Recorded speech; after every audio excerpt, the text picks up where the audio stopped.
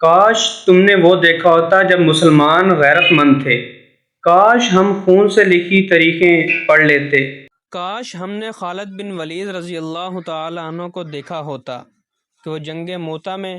تھے اور مسلمان کی تعداد 3000 تھی اور غسانی اور رومیوں کی تعداد 2 لاکھ تھی۔ خالد کہتے ہیں جنگ موتا کے دن میرے ہاتھ میں 9 تلواریں ٹوٹی۔ کاش ہم عمر بن خطاب رضی اللہ تعالی عنہ کو یہ کہتے ہوئے دیکھا ہوتا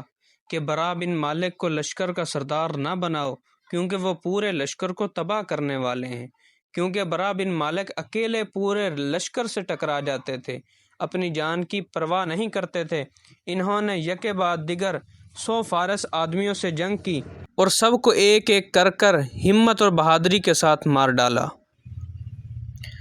کاش آپ اکرمہ بن ابی جہل کو یرموک کی جنگ میں دیکھا ہوتا جب خالد نے ان سے کہا اے اکرمہ ایسا نہ کرو، دھیان کرو، اپنی جان کی حفاظت بھی کرو، کیونکہ تمہیں کچھ ہو گیا تو مسلمانوں کے لیے بہت بڑی مصیبت کھڑی ہو جائے گی، کیونکہ اکرمہ عظیم صحابی اور جنگ یرموک میں سرداروں میں سے اہم سردار تھے،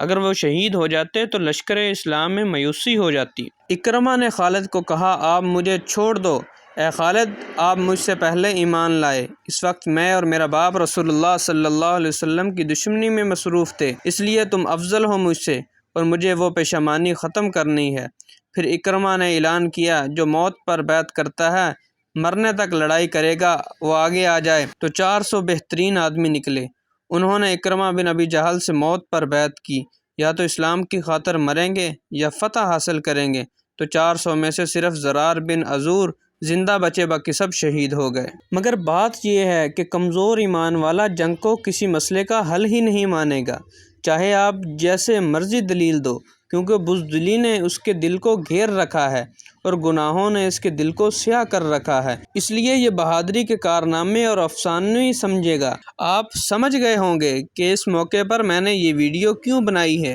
یقین کریں جب تک یہ جذبہ نہیں آئے گا ہم مارے ہی جاتے رہیں گے۔